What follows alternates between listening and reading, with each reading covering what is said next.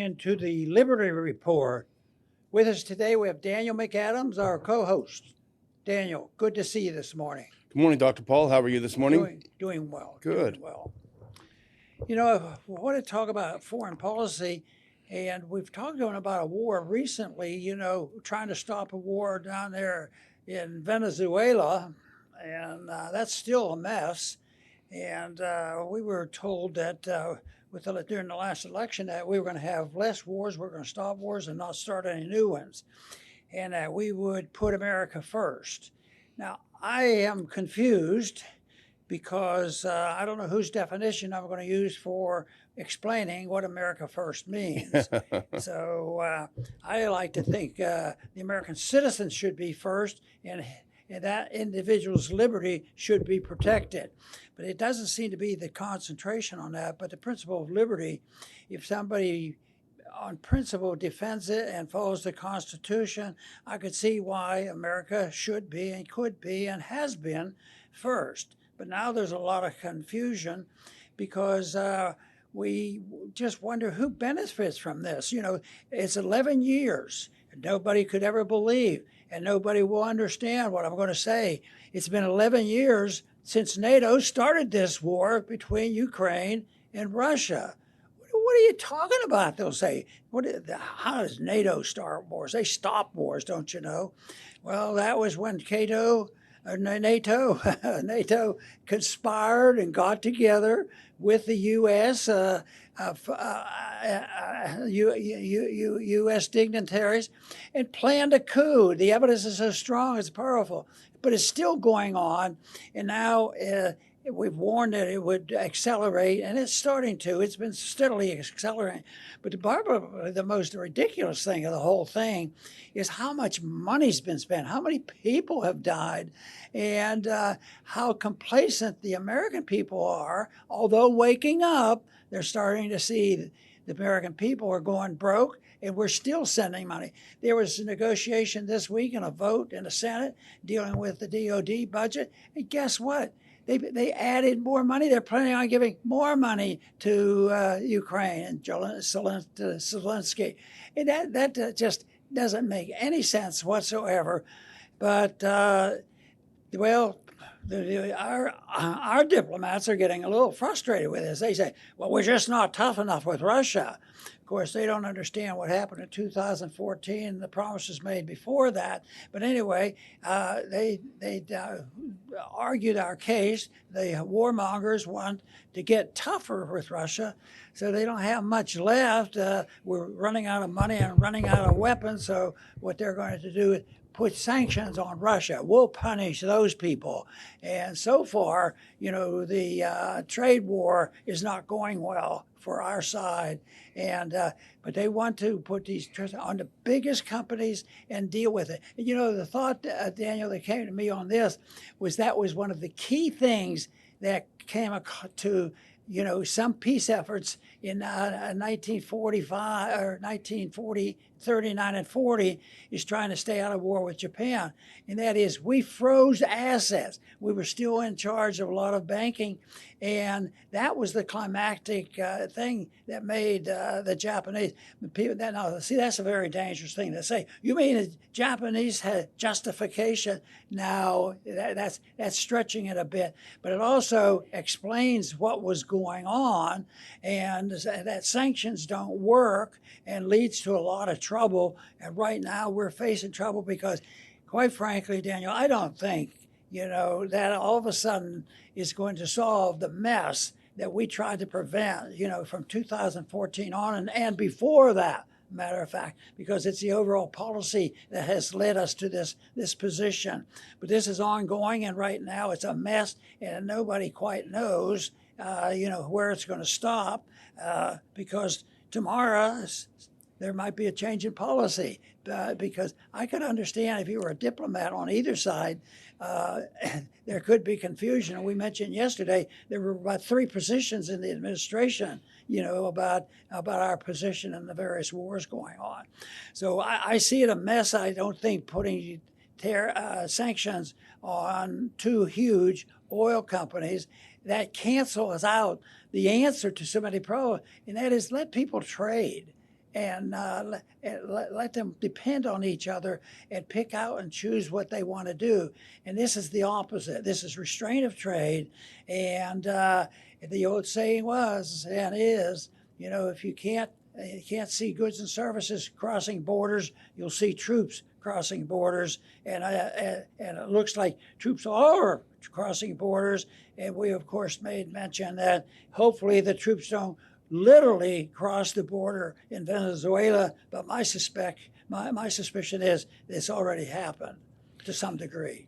Well, in a sense, I think Trump has crossed the Rubicon with this. Now, he flip-flops every other day, it seems like, and that's just undermined his credibility because nobody knows what he's going to say the next morning. But when he announced yesterday afternoon, his Secretary of the Treasury, Bessent, and then him both announced that they're going to place sanctions on Russia's two largest oil companies. Put that next note. This is from Politico. This is Bessent down there making the announcement. And if you go to the next one, this marks the day that this literally becomes Trump's war, because this is the first time that the Trump administration has put sanctions on Russia.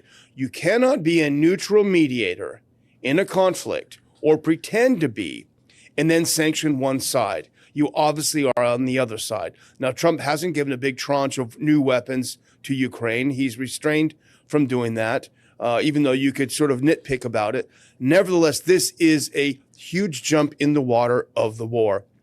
Now, Trump said, here's what Politico writes, the Trump administration sanctioned Russia's two largest oil companies Wednesday, taking such a move against Moscow for the first time in a marked shift in its approach to ending the war between Russia and Ukraine. The U.S. blacklisted Rosneft and Lukoil and issued other sanctions because Russia failed to commit seriously to the peace process, Treasury Secretary Bessent said in a statement. He urged Russia to stop the killing and called for an immediate ceasefire. Now, I have a clip of Bessent saying this, and it's worth listening. That first clip is worth listening to what Scott Bessent, the Treasury Secretary, has to say. And while watching this, if you do follow this conflict closely, see if you think he has a good grip, a good grasp. No, the first one should be the first video. Yeah, here we go. Is this the first one? As you know, and the world can see, President Trump is the president of peace. He's done peace deals, trade deals, tax deals, and part of the peace deal, the real remaining final conflict in the world, this would be the ninth one that he has found a solution to, would be between Russia and Ukraine. President Putin has not come to the table in an honest and forthright manner, as we'd hoped. There were talks in Alaska. President Trump walked away when he realized that things were not moving forward. There have been behind-the-scenes talk, but I believe that the president is disappointed at the where we are in these talks. So either this evening or first thing tomorrow morning, we are going to be announcing a substantial increase in Russia's sanctions. I'm not going to give you the exact sanctions, but I can tell you that this will be one of the largest sanctions that we have done against the Russian Federation. So he is announcing, because Putin won't come to the table, which I don't know where they get that from. He's already been at the table, but nevertheless, and actually, if we can do that first one, just listen to, this is Trump's rationale for putting these sanctions in. We've heard Bessent speak. Now, Trump was with Rutte. I suspect that's what happens, because every time Trump meets with Rutte or with Zelensky or with Kellogg or with the neocons, he flips back on the other way. Now, Rutte was in town, the Secretary General of NATO, and they sat down. Now, let's listen to Trump's explanation of why you are crossing the Rubicon, you are putting sanctions on Russia, and you are entering the war. Let's listen to this part. Mr. President, can you tell us a little bit about why you're elevating sanctions against Russia right now? I just felt it was time. We waited a long time. I thought that we'd go long before the Middle East. And Mark, as you know, we did the Middle East +7. So we did 7 different wars from Pakistan and India to so many. Azerbaijan, Armenia. Which they said was impossible to do. All these wars I did. And the one that we have left, we have one left. It'll be 9. We have one left, and I think we'll get that done too. I think we're on our way to getting it. And again, we're getting this, I did 8 wars, I solved 8 wars, I did this and that. But the key point to me was, why did you do it now? Why did you announce this? He said, I just felt it was time. I just felt it was time. It's just remarkable, Dr. Paul, but this is a huge step. Medvedev, the former president, who's now the deputy secretary of the Security Council, said this is a U.S. declaration of war on Russia, which is true because sanctions are an act of war. You know, this should be a big lesson. As we were listening to this, this excuse and this explanation, it made me, angry. Why did I do, this sort of thing? Then I sort of I ended up thinking, this is so sad. It's so sad. But nevertheless, there's a falling down on this because as a great nation and one that had great wealth and a great document to follow, why are we getting into so much trouble? Not just these last years, but on and on. We continue to do the same thing. We don't prevent it. I mean, here we are trying to help guide people away from this, and yet it continues to expand. At the same time, how did we get into this? And that again was maneuvering. They say it's Trump's deal, and I understand your comment about this is Trump's war, even more so. But it's a bipartisan thing, and I think that what has happened is not so much that human nature is misled and they get involved in this, and that the resistance has disappeared, and it has disappeared because there's always an excuse for political reasons and to be patriotic, and also money to be made. So, and the people fail to be galvanized to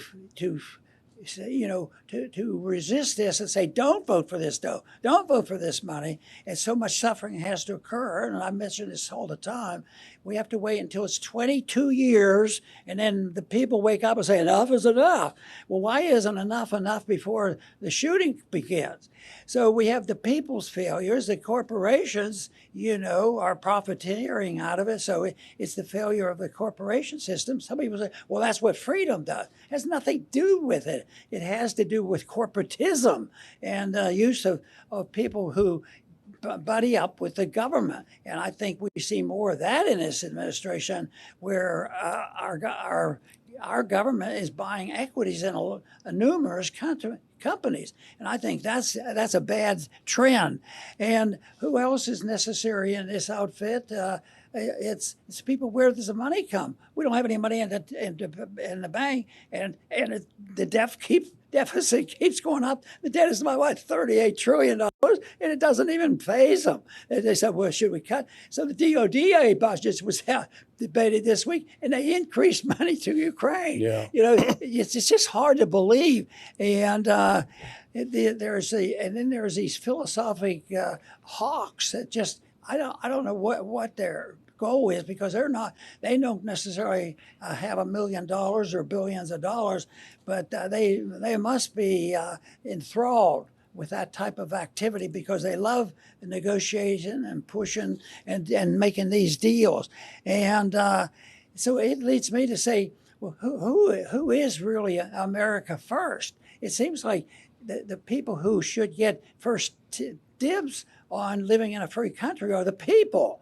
And right now, the people, the defense coming up on these spontaneous groups just doesn't exist. And that to me is a rather sad situation, but it looks like it's going to be there for a while. All we can do is our best to dig out the information to show why we shouldn't be doing this. And Daniel, you and I have talked about it. We think there's a growing number of people who would sympathize. And if you had a real honest poll of the whole nation, I think you'd find out that, yeah, we like peace and you guys make sense and we're for that. But then again, when it comes down to the wire of voting in Congress, even the people who are pretty darn good, they go along with this. Do you think the DOD budget is going to be a close call? Not likely. Yeah.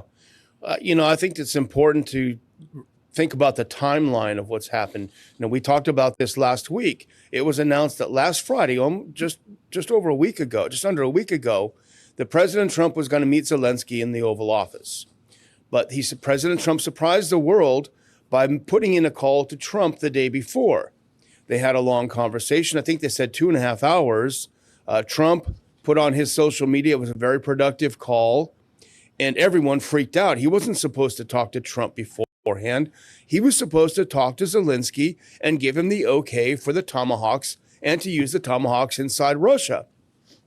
Well, something shifted. He talked to Putin, and he came out with a very, very different view. So when Zelensky came on Friday, if you remember, he left with his hat in his hand.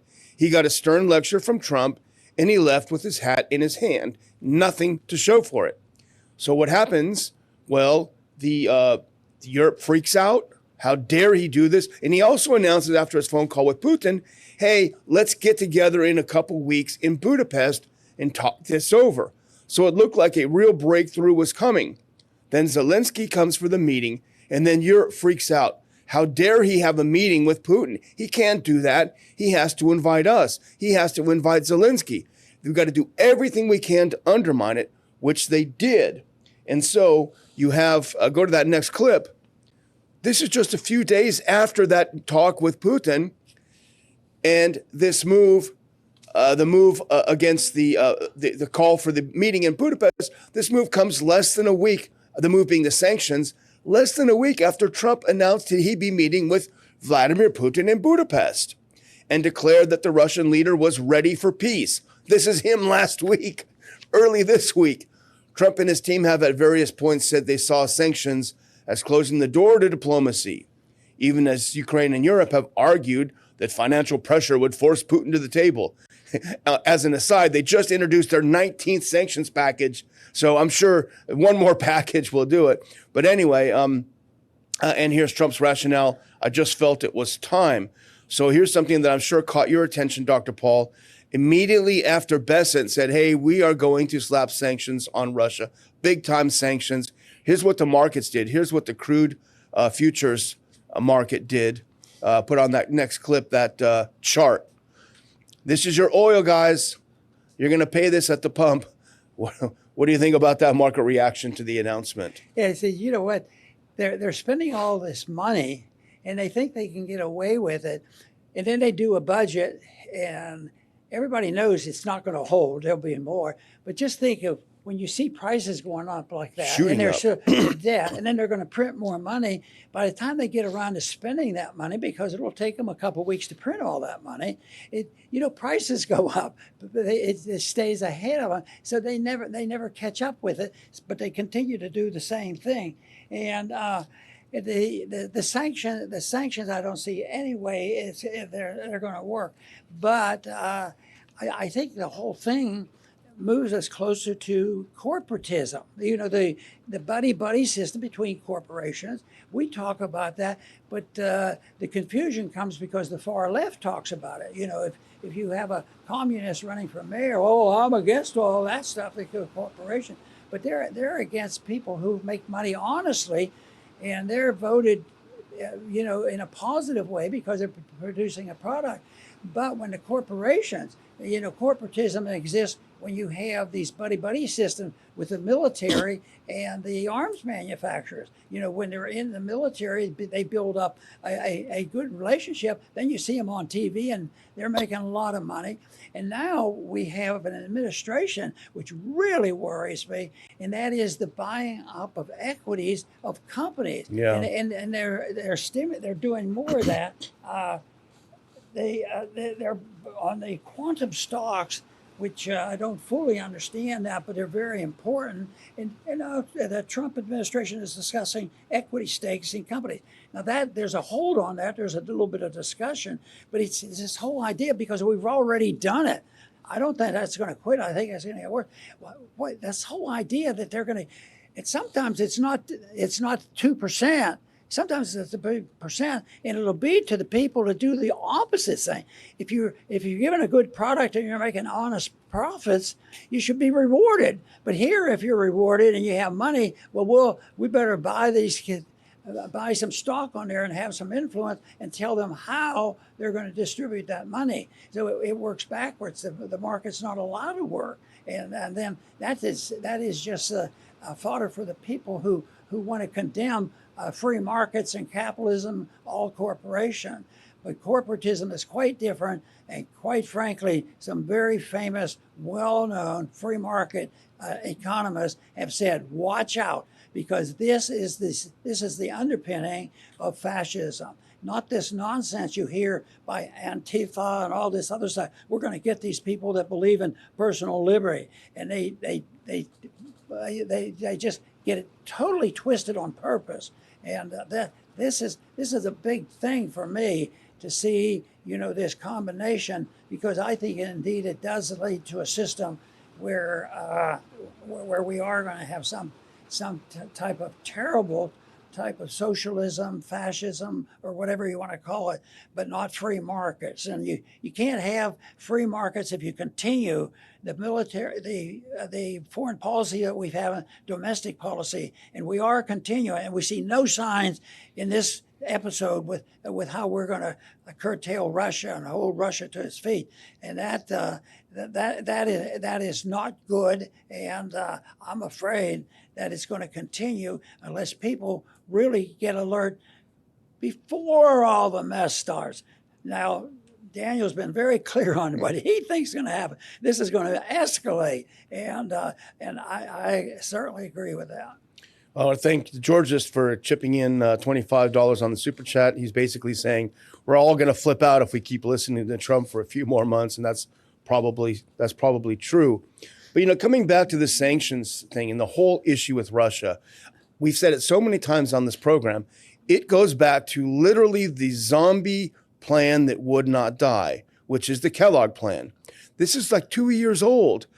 General Kellogg wrote a article in one of those journals, a think tank, saying, here's the way to end the war. Russia stops fighting.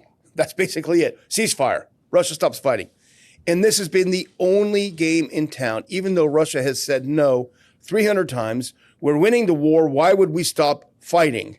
We've already done this in Minsk 1, in Minsk 2. Every time we stop, you arm the other side, and then they come back and get us again. We're not idiots. We're not going to do it this time. But it won't die. The plan won't die. And you can see it here in Scott Bessent's rationale for the sanctions. If you go to the next clip, this is his post. Here he is bringing up Kellogg. Scott Bessent said, now is the time to stop the killing and for an immediate ceasefire. Given President Putin's refusal to end this senseless war, Treasury is sanctioning blah, blah, blah, blah, blah. Immediate ceasefire. Well, this is something when Trump met with Putin in August in Alaska, Trump himself rejected the idea. Go to the next one. This is just August, guys. This is Trump's post after his Alaska meeting. And so remember Bessent, you heard this through yourself, Dr. Paul. Bessent said, the Alaska went terrible. Trump walked out of the room. Well, that's not what Trump said right afterward. It's right here in front of you. His own post. He said a very successful day in Alaska. The meeting with President Vladimir Putin of Russia went very well, as did a late night phone call between Zelensky and various European leaders. It was determined, now listen to this, Dr. Paul, it was determined by all that the best way to end this horrific war between Russia and Ukraine is to go directly to a peace agreement, which would end the war and not a mere ceasefire agreement. Trump himself saying, no ceasefire agreement, that's not going to work. Let's go to peace talks first and then end the war, which is not unusual. We did it in World War II. We did it with Vietnam. We sat down, as you know. There was no ceasefire before we started the negotiations to end it. So here, in a matter of just a few weeks, you go from ceasefire to nope, that won't work, to now ceasefire and sanctions. They can't get it straight. This is the gang that can't shoot straight. And what the result is, the people, there may be a few in there being very sincere and trying to work it out, but the whole system, especially on our side, loses all credibility, especially what's going on now. The credibility is totally dropped. Why should anybody say, that sounds like a good idea, let's do that? But boy, I'll tell you, they're intimidated to such a degree. And now they say, if those Russians would just quit firing those guns, Quit fighting. And but then when you look at it, you have NATO conspiring with the United States and all of the Europeans, and they've so easily given up some of their economic advantages. They were able to buy oil and gas from Russia, and that was quickly ended. And Russia didn't decide, well, we're going to blow up the gas lines because we don't want to sell it to them anymore. Yeah, right. And if you look at the maps, it's sort of like the map around Iran. Who's surrounding Iran? But in many ways, the Russians feel the same way because it's been more than just a short period of time. But that's not to excuse them for the bad stuff that they've done over the years when they were much more adherent to radical communism.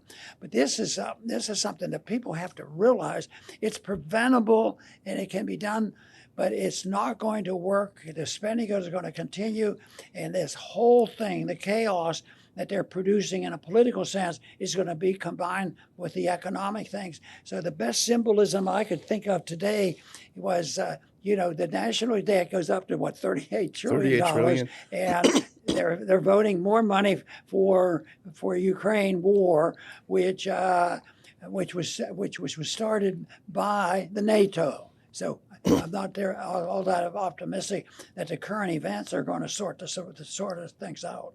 Yeah, it was started by NATO and by the U.S. government under Barack Obama. When we had Senator John McCain, we had other senators down in the middle of this coup saying, guys, overthrow your government. Can you imagine if the Russians were over here on January 6th saying, overthrow, turn it down, everything, turn over everything, but that's okay. But the other thing with Trump, okay, he has said this many times recently, and I just picked up this next one. This is just one example. But he has indicated his view that Russia is winning the war several times. Put that next one up. Trump says Ukraine is unlikely to win the war against Russia. He said this just a couple days ago, the 20th. Yeah, literally 2 days ago. So he understands, or at least on that moment he understood, that Russia is winning the war. Where in history has a country that's winning the war put their weapons down and said, okay, guys, let's just, we'll quit fighting. We'll go back to the status quo ante, which is what Europeans want, what NATO wants. Go back, pull your troops, go home, and pay reparations, and then we'll call it quits. There's no country in the world that would do that. Matter of fact, they do the opposite. When it's realizing this war is winding down, both countries are exhausted. The people are saying we don't have any more money, and they say, okay, what we need to do is get the last piece of land. Can we get 10 more miles so the settlement is coming? So they do the opposite. They don't just lay their weapons down. So it's a ridiculous understanding to think that that's going to happen. And but I guess there's nothing new here. Yeah. But I do think that we've had periods of time in our history that we acted a little bit better. I think the founders had a better grasp, at least in a theoretical way, to try to prevent this, and they made a sincere effort to do it. And yet you can get ridiculed if you ask. Well, your congressman, don't vote for any of this money. Yeah. Unless for a war, unless you have a war, you can't just go.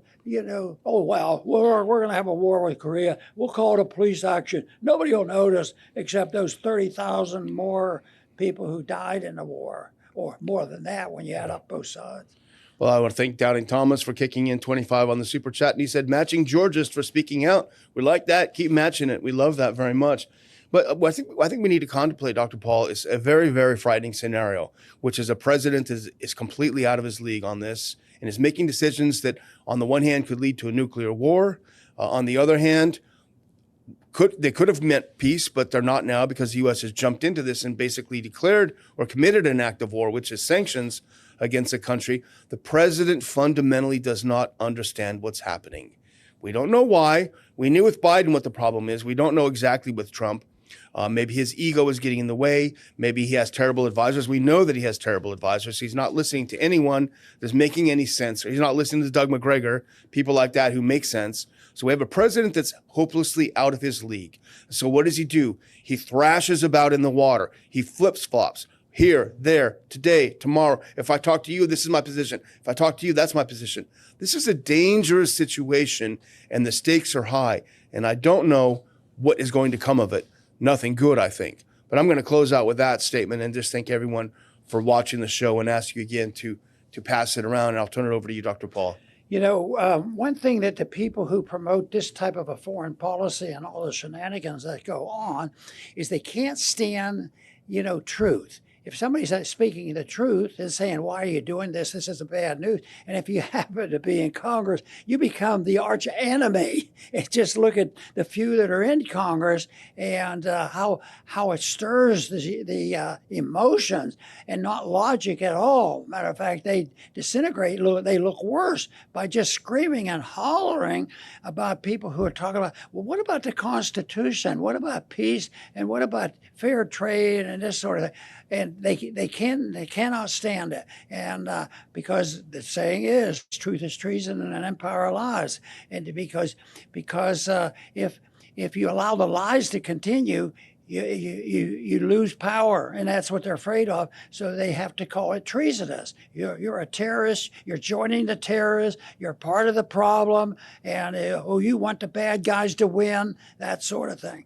So unfortunately, human nature is there with us. We have to recognize that, but we also have to recognize and encourage and work with the people who do know what's going on. Because quite frankly, I think if you just talk about numbers, most people, not most people, but the large percentage of people will endorse the principles that we're talking about.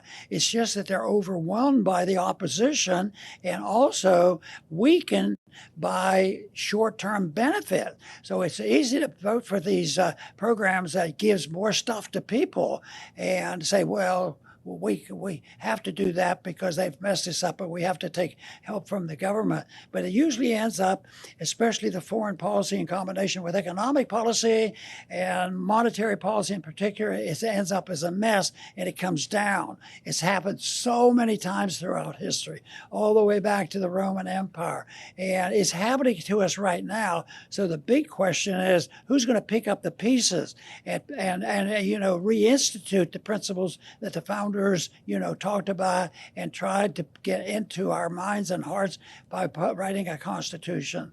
So the evidence is here, and the enthusiasm is here, but we need to get a message out that is stronger where people could stand together and say liberty is much better than authoritarianism. It's no more complicated than that. I want to thank everybody for tuning in today to the Liberty Report.